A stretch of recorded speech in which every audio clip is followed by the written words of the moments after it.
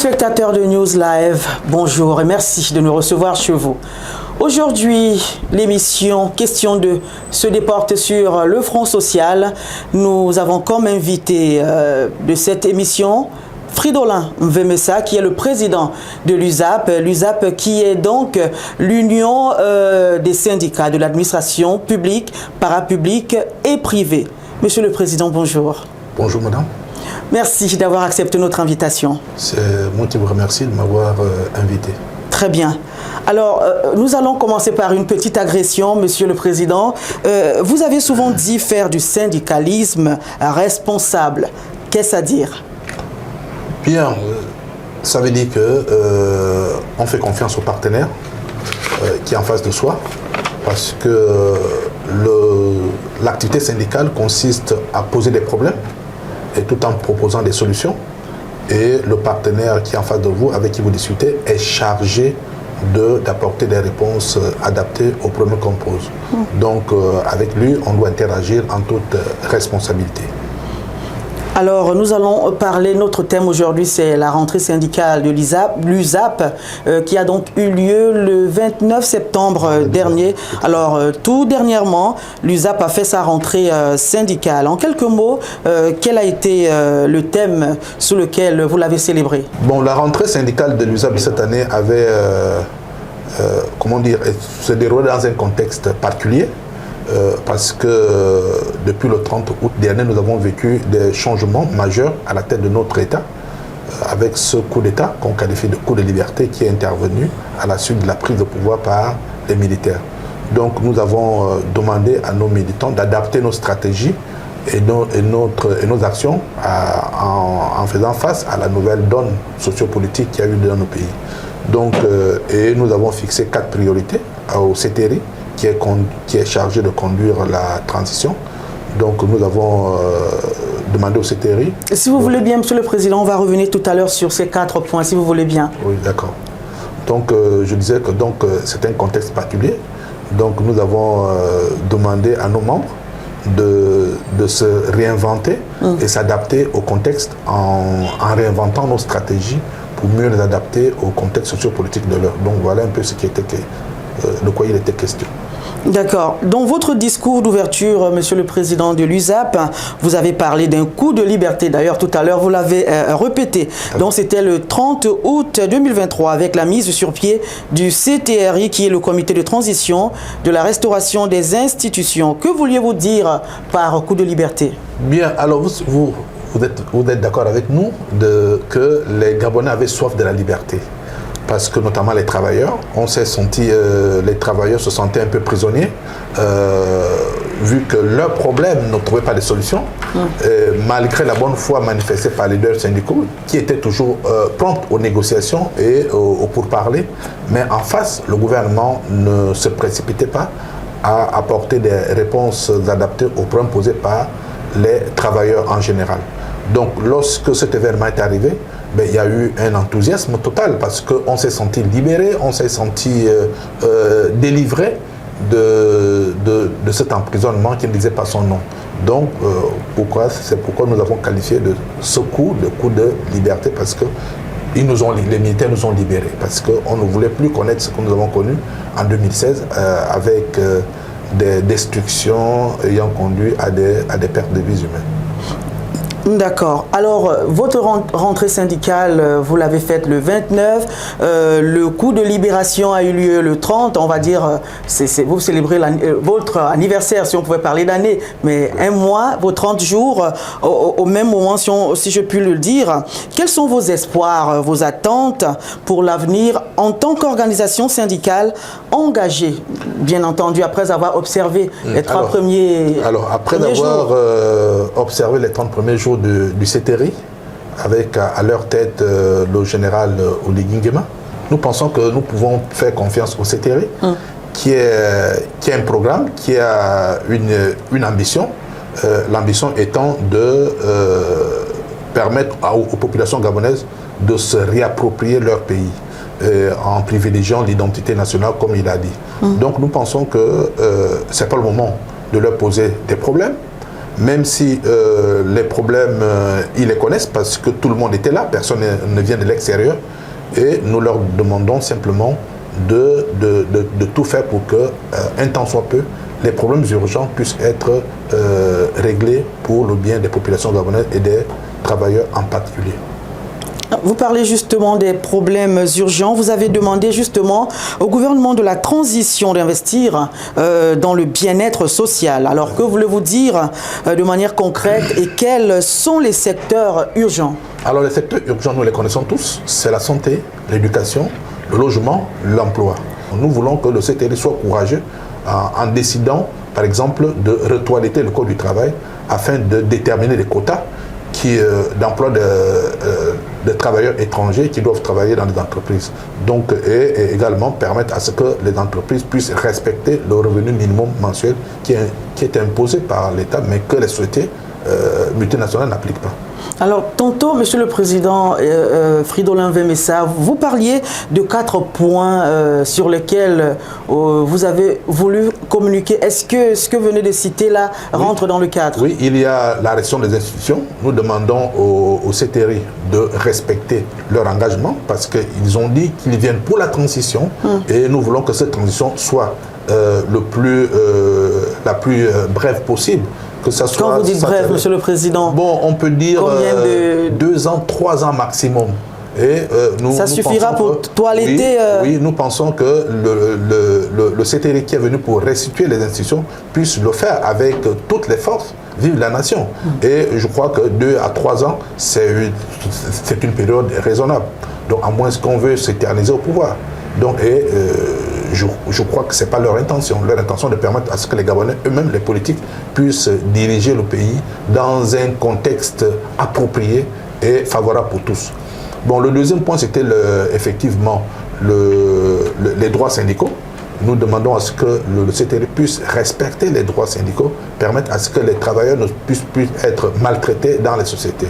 Ça, c'est le deuxième point. Le troisième point, c'était l'investissement social. Donc, construire les établissements scolaires, les centres de santé, la formation, et permettre à ce que les jeunes puissent avoir de l'accès à l'emploi. Et le dernier point, c'était le point lié effectivement à la concertation qui aura lieu, la concertation sociale qui aura lieu. Donc, permettre à ce que tous les Gabonais puissent se retrouver afin de réfléchir de quel type de pays nous voulons pour les 100 prochaines années. Les 100 prochaines années. Les 100 prochaines années. In fine, nous allons arriver à la rédaction d'une constitution. Et nous souhaitons que la constitution qui sera rédigée et adoptée par tous soit une constitution qui ne pourra plus être manipulée dans les 100 prochaines années. Vous avez affirmé que beaucoup de vos camarades, je vais vous citer, sont victimes de discrimination et de mauvais traitements dans leur lieu de travail. Vous avez parlé d'un coq notamment. Pouvons-nous avoir quelques exemples et ce que vous proposez comme solution? Alors, en coq, par exemple, les sociétés multinationales qui sont installées font travailler les jeunes Gabonais en esclaves. En esclave, c'est-à-dire ils n'ont pas de contrat, ils ont des contrats journaliers renouvelables chaque 1 mois. Tous sont des tâcherons? Ce qui est interdit, même si vous êtes cadre, on vous fait faire des contrats d'1 mois renouvelables à vitam aeternam. Ce qui est interdit par la loi, par le Code du travail. Les travailleurs n'ont pas de bulletin de salaire, pour la plupart. Les travailleurs n'ont pas de sécurité sociale, ils ne sont pas immatriculés ni à la CNAMGS ni à la CNSS. Oui, les travailleurs n'ont pas d'équipement de protection. Oui, et les heures de travail ne sont pas des heures de travail réglementaires. Donc, ils travaillent toute la journée sans repos. Et ce qui est en violation flagrante des dispositions du Code du travail en vigueur. Donc, c'est ce que nous dénonçons et nous voulons que le CTRI veille à ce que la loi soit respectée par ces sociétés-là qui travaillent, qui sont installées dans une république qui a la norme. Et la norme doit être respectée. Voilà un peu ce que nous dénonçons. Téléspectateurs de News Live, vous êtes bel et bien sur l'émission Question 2 qui traite aujourd'hui d'une question sociale. Nous avons pour invité Fridolin Vemessa, le président de l'USAP. Monsieur le Président, à vous écouter, l'on peut penser que les droits syndicaux sont bafoués au Gabon. Est-ce le cas? Oui, c'est le cas. Parce que vous voyez que les syndicalistes sont soit traînés dans les tribunaux, soit emprisonnés. Donc, nous voulons que le CTRI change la donne.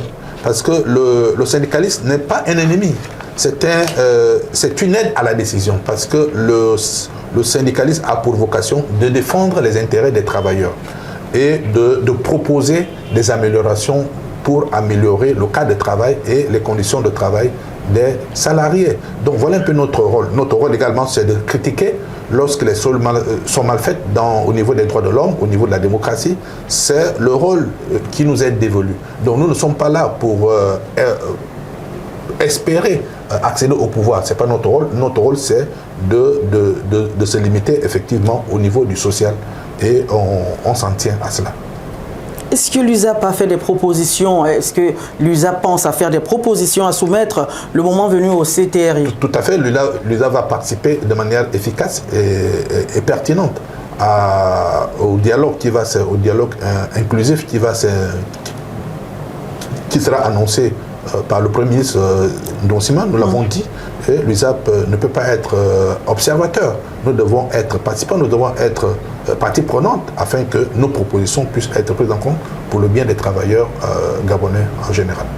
Pour le bien des travailleurs gabonais en général. Monsieur Fridolin Vemessa, vous semblez être contre la privatisation déjà consommée de la CNSS et même de la CNAM-GS.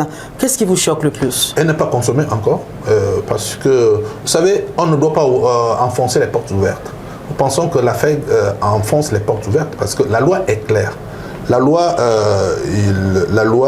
définit le type d'entreprise qu'est la CNSS ou la CNAM-GS. L'État a décidé que la CNAM-GS, pour prendre ce cas-là que je connais le mieux, la CNAM-GS est un établissement public, mais avec un mode de gestion privé. C'est ce que dit l'ordonnance 22, avec des différentes lois qui ont été modifiées. Or, ce qu'on demande à la FEG, au patronat, c'est de respecter ses engagements en payant à échéance échue les cotisations, la part patronale et la part salariale des travailleurs au niveau des deux caisses. Nous demandons également à l'État, qui est employeur, de respecter également les mêmes engagements parce que vous êtes en train d'ignorer que l'État perçoit les cotisations des salariés que nous sommes et doit les verser à la CNAM-GS pour la prise en charge des ayants droit. Or, ce que l'État ne fait pas, l'État traîne la dette vis-à-vis de la CNAM-GS et on croit que c'est la faute de la CNAM-GS si les Gabonais ne sont pas soignés. Non, c'est la faute de l'État employeur qui est également l'État puissance publique qui a des obligations vis-à-vis de la caisse. Donc nous disons non, privatisation non, parce que la caisse est déjà entre guillemets établissement public mais de gestion privée. L'État ne doit plus se mêler dans la gestion pratique de la caisse en nommant les dirigeants et en foulant au pied, en dévoyant les priorités du conseil d'administration qui est l'organe de décision et de gestion de la caisse. Que proposez-vous à la place du fait que l'État nomme les dirigeants? Nous demandons simplement à l'État de respecter la loi et de ne pas se mêler à la gestion au quotidien des deux caisses. Parce que la loi le lui interdit. D'accord. Monsieur le Président, pour finir, ou alors on va continuer mais sur la question, en plus de la situation des retraités, puisqu'on parle affaire CNSS, en plus donc de la situation des retraités, quelles sont les attentes de l'USAP vis-à-vis du gouvernement de la transition? Bon, pas grand-chose en tant que tel. Nous souhaitons simplement que le gouvernement de la transition, dans les réformes qui seront engagées, associe les partenaires sociaux, les travailleurs. Parce que nous sommes mieux placés pour faire des propositions qui aillent dans l'amélioration non seulement du cadre de travail, mais également des conditions de vie des travailleurs et des populations en général. Parce qu'il ne faut pas oublier que les travailleurs, nous veillons à ce que les points d'avis chers soient réglés, les points des salaires des travailleurs, le problème de prise en charge au niveau de la CNSS, au niveau de la CNAM-GS, soit des problèmes qui puissent permettre à ce que les Gabonais ou les travailleurs en général puissent travailler sans se soucier du lendemain. Je pense que l'USAP vraiment compte jouer sa partition lors du dialogue inclusif qui sera organisé dans le pays sous peu de temps. Monsieur le Président, pensez-vous que les partenaires sociaux du secteur public, parapublic et privé aient tous les mêmes revendications, vu que vous êtes leur porte-voix? Oui, vous savez, les problèmes restent les mêmes. Conditions de travail, conditions de vie, chômage, formation, éducation, santé, donc logement. Donc ce sont les mêmes problèmes et nous avons le devoir de ne pas nous taire, de continuer à poser ces problèmes-là au gouvernement, qu'il soit de transition ou au futur gouvernement qui sera mis en place. C'est notre rôle, on ne pourra jamais se priver de le dire et de leur dire qu'aujourd'hui, le Gabonais doit vivre décemment. En quelques mots, est-ce que vous pouvez faire un résumé justement de tout ce qu'on vient de faire et noter le CTRI au bout de ces 30 premiers jours? Noter le CTRI sera un exercice difficile parce qu'ils viennent d'arriver. Vous savez, 30 jours, c'est petit, c'est peu, c'est infime, c'est insignifiant. Mais il y a un proverbe africain qui dit le cadavre qui peut ressusciter. Oui, on dit le CTRI ne doit pas se limiter aux annonces. Le CTRI doit marquer la rupture. La rupture. Nous sollicitons, nous demandons au CTRI de marquer la rupture. Parce que nous ne devons plus continuer dans les mêmes éléments que le pouvoir déchu. Donc vraiment, nous devons tout faire pour que ceux qui sont soupçonnés d'avoir été mêlés à des malversations soient écartés des cercles de décision et qui répondent devant la justice de leur gestion. Que ceux qui ne sont pas marqués par des soupçons puissent être associés à la gestion du pays. Donc je pense que c'est de là où la confiance que nous avons au CTRI va aller s'augmentant.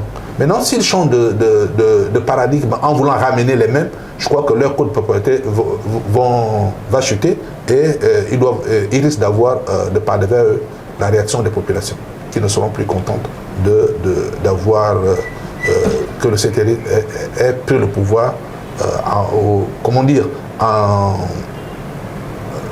bon, je n'ai pas envie de qualifier le terme, mais au détriment des aspirations de la population. Une note sur 10 au bout des 30 premiers jours? Une note, je veux pas m'aventurer là-dedans, mais je dis peut mieux faire. Peut mieux faire. Peut mieux faire. Voilà, le CTRI peut mieux faire. Mesdames, Messieurs, le CTRI peut mieux faire. C'est selon les dires de M. Fridolin Vemessa, le président de l'USAP, qui a été notre invité. Monsieur le Président, merci beaucoup. Merci, madame. C'est moi qui vous remercie. Chers téléspectateurs, à très vite.